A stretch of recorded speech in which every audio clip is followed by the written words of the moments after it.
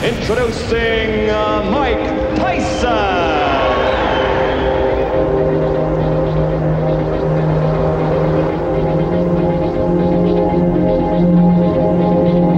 I want a good, clean, hard fight.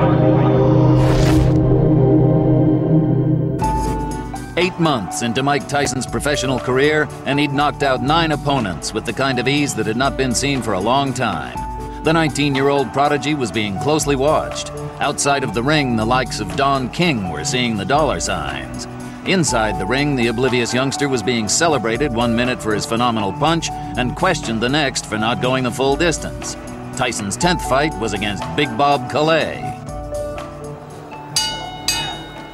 Ladies and gentlemen, this bout is scheduled for 8 rounds, and it's in a heavyweight division.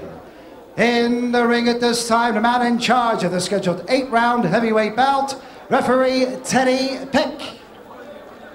And now, boxing fans, introducing the principals. First, in the blue corner, wearing the white trunks with the blue trim. He tipped in at 224 1/4 pounds. This gentleman hails from the boxing capital of the world of Atlantic City, New Jersey. Ladies and gentlemen, let's welcome aboard Big Bob Calais.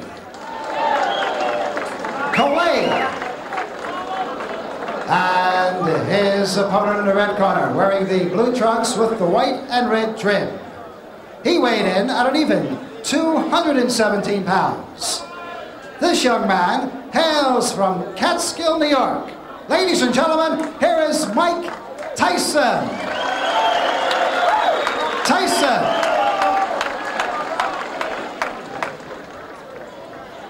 Mike, Bobby, you got your instructions in the dressing room. I want you to obey my rules, my commands at all times. Is that understood? Shake hands, give me a clean fight.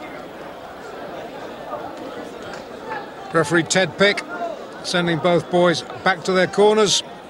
A good clean fight, that is what we hope to see. Mike Tyson undefeated in his 10th professional fight against Robert Calais, coming off a win in his last fight.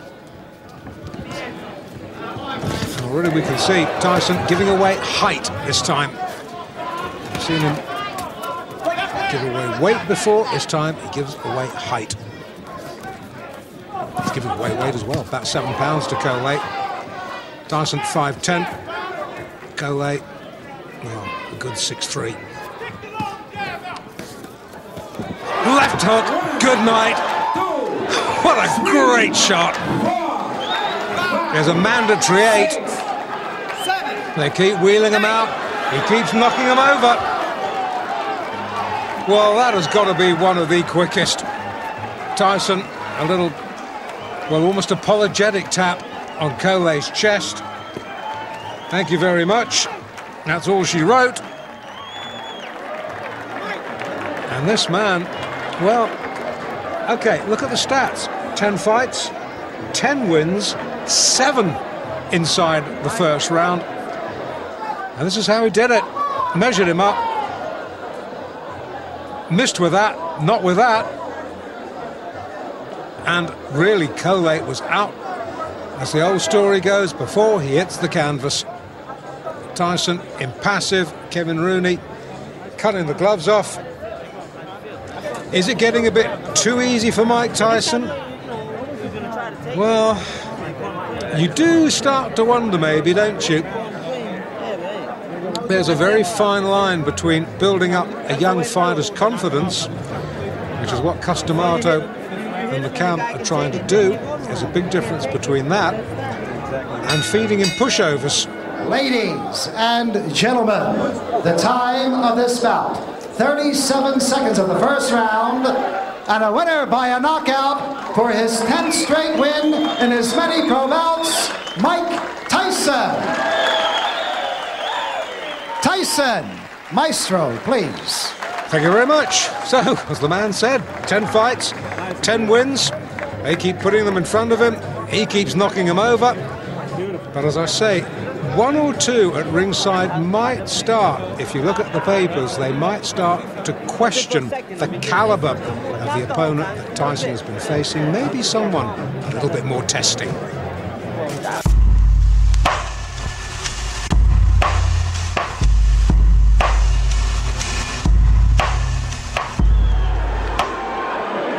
Fight number 11 for Mike Tyson, Sterling Benjamin. The opponent, Tyson, in the dark blue trunks with the white trim. Sterling Benjamin in the red. Last fight, Atlantic City, bit of a come down now. We're in Latham, New York State. We're in round 1, Tyson's 11th fight. 10 wins, 7 inside round 1. Did I say 7? Make that 8, perhaps, in fight number 11. The count is 5. And Sterling Benjamin just beats the count. On they go. Is he going to make the bell? Somehow, you know, I just kind of doubt it. There's only so much punishment anybody can take. That is the limit of Sterling Benjamin's endurance. The referee was just about to step in anyway. I was a little leery. I knew I was in there with a good fighter that went the distance with some good fighters, and I was planning on just putting the pressure on him from the beginning to the end. I planned on coming out with a jab because I watched him in the DeWitt fight, and he was countering with the right hand good. And coming in the first round, I got grazed with a right hand, and from then on, I know to slip my head and just keep coming forward. As for Benjamin, well, he was thoroughly impressed. He have a sledgehammer, man. You know, when I go down there, I feel it. He really hit hard. It's the hardest I ever been hit. It is the hardest here. The hardest of my whole career, man. They keep lining him up, and Kid Catskill keeps knocking him down, and there'll be no let-up for Mike Tyson either. He goes to Houston on the 13th. He's going to fight some Texas champ that I think the guy's Richardson is his name. I don't know anything about him. They're supposed to have a film. But again, as long as Mike can hit them, if he hits them clean, they're going to go. So Mike Tyson continues to be a very busy man, but it's getting harder and harder now to find anybody who wants anything to do with him. I mean, no fighter wants to get run over by a truck.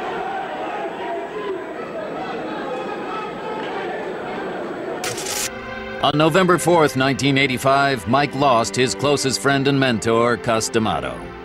Co-managers Jimmy Jacobs and Bill Caton continued to encourage the Dynamite Kid. 9 days after the shock, Tyson went to Houston, Texas to face his 12th opponent, Eddie Richardson. This was Richardson's hometown, but Tyson was the fighter they all wanted to see.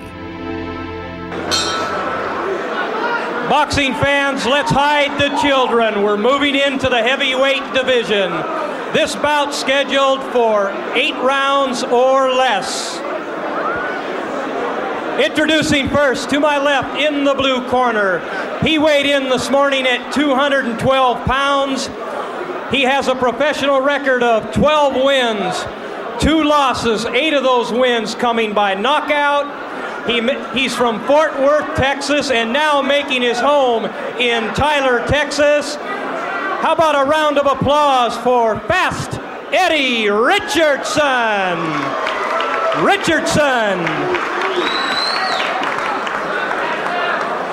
And his opponent to my right in the red corner weighed in this morning at 219 fit, fighting, and ready pounds. He's wearing the blue trunks with the red and white trim. He has a professional record of 10 straight unbeaten wins, and all of those 10 wins coming by knockout. He was handled by the late Cus D'Amato, and now with Jimmy Jacobs.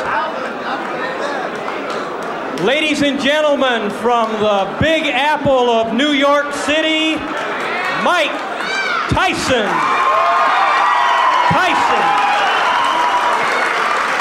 Your referee, Barry Yates. Well, as we've told you, Tyson has had 10 fights, but very few of them go past the first round, Mickey Herskowitz. Well, you're looking at a very interesting and complicated matchup. Eddie Richardson is 6'6" against Mike Tyson, who is described as 5'11", looks closer to 5'10" because of the squarishness of his build. Going to be a really fascinating contest to see how Richardson attempts to use that advantage in height and reach. Cus D'Amato, of course, right hand by Tyson. Oh my! First punch he threw. What took him so long? Eddie Richardson, looking at the referee, is in much disbelief as we are. Eddie Richardson said he was going to go after him and test him, and he may have made a very serious error in strategy right there. Tyson is a little icebox rather than a refrigerator, I'll tell you what. Well, he has a 19 3/4-inch neck, which is approximately the size of actress Shelley Duvall's waist. And you certainly see the punching power in Tyson. One of the real rising stars in the boxing galaxy today, Mike Tyson, a fellow for whom everybody predicts a great future. If they can find some fights, then... That left hand almost drove Richardson right through the canvas. He not only knocked him down, but he absolutely carried him through the air. And it's over. I see right now a major flaw and problem in Mike Tyson's career, and that's going to be to have a fight that lasts long enough to get some good footage on it. I'm telling you what, it's hard to do. Mike Tyson, without a doubt, one of the bright stars in the heavyweight picture, now goes to 11-0 with 11 knockouts. And we're going to be talking to him in just a moment, so hold on. I want a good, clean, hard fight.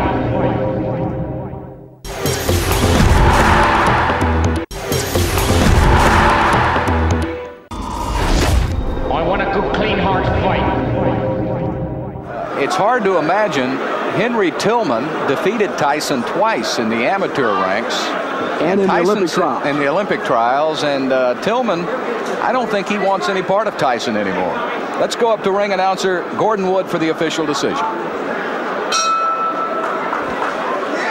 Ladies and gentlemen, referee Barry Yates counts out the Southern boxing champion Eddie Richardson in 1-1-7 of the first round. The winner, and now 12-0, not 11-0, 12-0, 12 straight knockouts, Mike Tyson. Well, we're updating. They're updating his record. Yeah. He maybe knocked someone out in the hallway on the way in the ring. I probably happened. Well, you know, Tom Stevenson is a journeyman heavyweight who has fought with Cooney and Carl Williams in their training camps, and he was quoted as saying not too many weeks ago that no one can punch like Mike Tyson. Cooney can't, Carl Williams can't, no one can punch like Tyson, and I'm inclined to believe Stevenson. Mike Tyson, nice to have you in Houston, Texas. You made quite an impression. Well, thank you very much. The town is beautiful itself, and I'm glad to be welcomed here. Well, you lost a dear friend in Cus D'Amato not too long ago, and a lot of people thought you might not come down here and fight. You were quoted as saying Cus would have wanted it that way. Well, most definitely. Even though he didn't, Cus D'Amato, being around him since the age of 13, I'm more like business orientated, and I know not to let anything get involved with business. You know, things happen. We all have disappointments, but we can't let these things stop our lives. We have to go on. Nothing's going to stop your life, young man. Let's look at the two knockouts now. Surely. You caught Richardson early. The first punch you threw. Go ahead and describe it. Well, as you can see, he was poking his jab out, and I was going low, throwing my jab to his body, keeping his mind preoccupied with my jab to his body, and then unpredictable, a right hand coming up top, and they caught him. I said to Mickey Herskowitz that this knockout punch looked to me like a Joe Frazier left. What would you say to that? Well, I wouldn't say that at all, because everything I threw, it was timed. I knew where it was going ahead of time. He was awkward. He was more on the defensive. That's how some of the punches were missing. But as you see right here, that one punch, I saw his hand come down, and I threw the punch as his hand was up there because I knew it was coming down. And then that's when the punch timely caught him on the chin, and he didn't know where he was at all. Hopefully, and I'm glad he's okay. Okay, well, Mickey, you've got a question? Mike, your fights have been so quick to this point. Seems hardly worth the trip down, but are you getting to a point where you need longer fights, where you need somebody to carry you, to extend you a bit? Well, Mick, it's hard to explain this because I'm in the gym and I'm boxing 10 rounds all the time in the gym. And I'm boxing with good fighters, contenders. And if I could box with contenders and hold my own, I'm most definitely sure I could come in here and box 10 rounds with any man. Sounds like you're getting your best work in the gym then. Most likely, yes. Who would you like to fight right now? Anybody my manager signs the contract with. My manager says fight him, I'm in the ring with him. And a final question about Cus D'Amato. We knew him. He was, of course, one of the great legendary figures of boxing, one of the colorful characters, and one of the great trainers of sport. What did he teach you, and what about what is it that you will miss the most that you learned from Cus D'Amato that you got from Cus? Well, can I tell you, I miss Cus dearly. When Cus left, he had a great influence not only on me, but so many people in the boxing business, a great deal of people in the boxing business. And mostly, the great thing about Cus, every man must believe in himself. You must have the confidence, and you must, no matter what the situation is, you must face the problem. Don't care who it is. Eddie Richardson, world champion, 6'10", 6'12", 400 pounds, muscle bound. You face your problem because that's part of being a man and developing character. Cus felt that boxing was to a certain extent entertainment, showbiz. You want to entertain the people, and Mike is a very, very entertaining a fighter. He's actually exhilarating to watch. People come to see him fight. In fact, during the early part of his career, the people up in Catskill in Albany would come to see him fight and would go through snowstorms and rainstorms to get to the places where the fights were taking, and they'd all hold cards. First round. They want him to win the first round, even though they had spent maybe 2 or 3 hours of the most tough travel to get to the arena. They wanted him to win fast. And that's his style, and he won most of his fights, as you know, in the first round.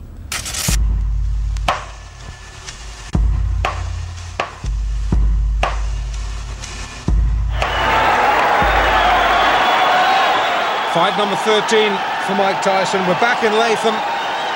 It's the same Mike Tyson. It is not the same camp. This is his second fight since the tragic death of Cus D'Amato on the 4th of November.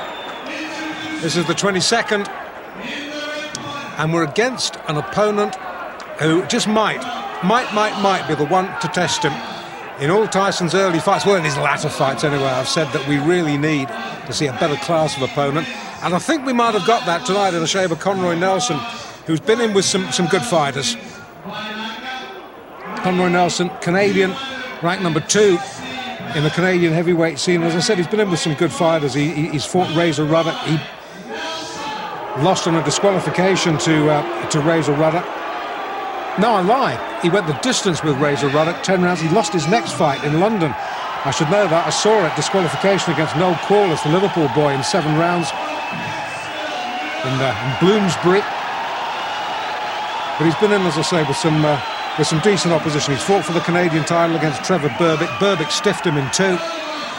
Berbick is a world-class fighter. So if anybody is going to test Mike Tyson, Conroy Nelson is just the right sort of opponent at this stage of his career. The cornerman you might have seen wearing the ring jacket of former world light heavyweight champion Matthew Saad Muhammad from a few years back. Tyson just looks awesome, doesn't he? This is, as I say, fight number 13 of the previous 12. 9 have been won inside a round. In fact, I was there when he was stretched by Don Halpin. 4 rounds in his 3rd fight. So here we go then, round 1. Both boys in white. Tyson with the red trim, and Nelson with the black. Nelson, as I say, has to use his height and reach to just keep Tyson at bay. Try and draw the sting for the first 2 or 3 rounds, because we know how dangerous Tyson can be early on. And Nelson on his bike early, guard held high, peekaboo style. Won't want to let it drop. And Nelson can hit. Tyson needs to be a little bit careful this fight. He's been able to get away with liberties in 1 or 2 of his early fights because he has known his opponents cannot hurt him. This is not the case in this fight. If Nelson gets an opening, Nelson can bing one in. Touchdown briefly there, thanks to body shots. The right knee just clipped the canvas. Oh, he's shaky. He's so shaky, and we're only in round 1. And this is a good fighter. I can hardly believe what I'm seeing. Sit down, please, sir. Thank you. This is the trouble when we're crammed in alongside spectators at ringside. Somebody gets excited and stands up in front of the camera. We can't see. More importantly, you can't see. Tyson can see. Tyson likes what he's seeing. Well, while our vision was momentarily obscured. Nelson seems to have recovered a little bit of equilibrium. In fact, he comes back with a short chopping ride of his own there, gets through, but he's covering up very, very tightly now. If he was under any illusions just how good a puncher Mike Tyson was, those illusions will have been sorely shattered. Tyson just falling centimetres short with that big arcing right. Referee just letting him get on with it. Just a little word, don't keep it too close, boys.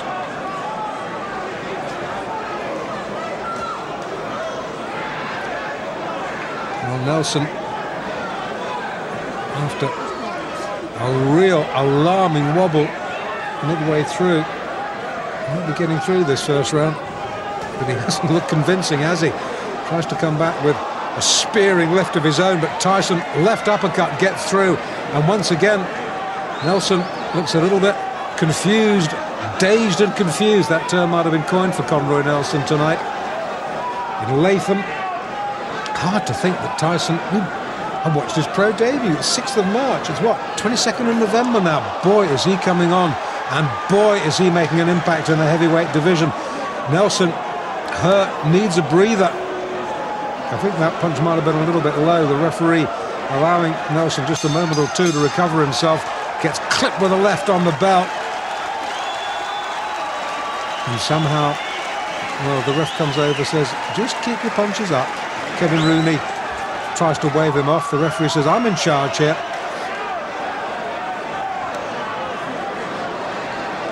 Okay, we're in the second. And once again, it's all Tyson.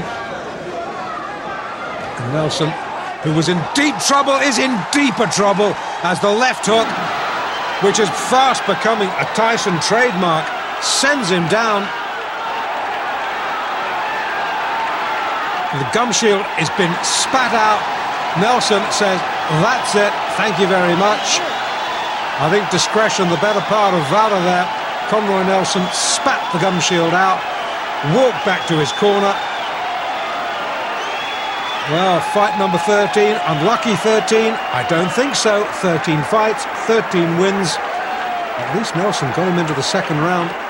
Tyson now observing the post-fight niceties. I thought Conroy Nelson, well, in fact, I wasn't the only one who thought Conroy Nelson would stretch him, and he did, into round 2.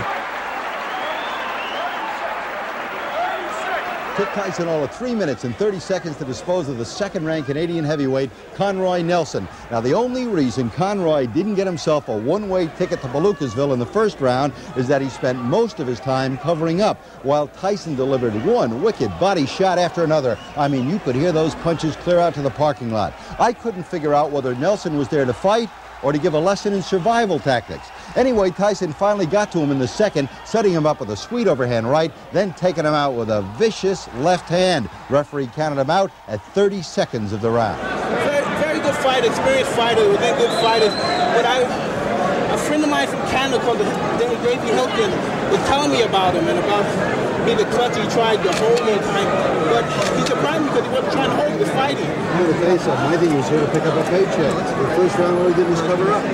Well, maybe he was a little leery about the puncher power. But again, that's you saying it because you're not fighting.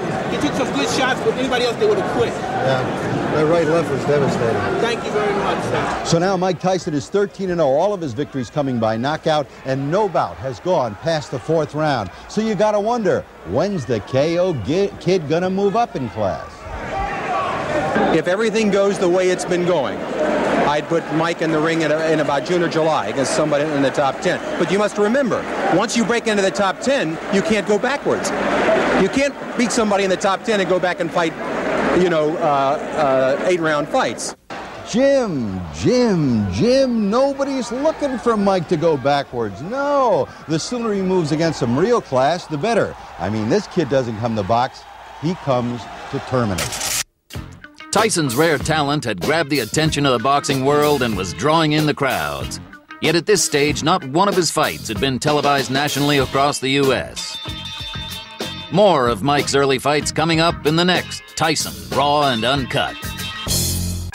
Mike Tyson! I believe he will be the youngest heavyweight champion of all time.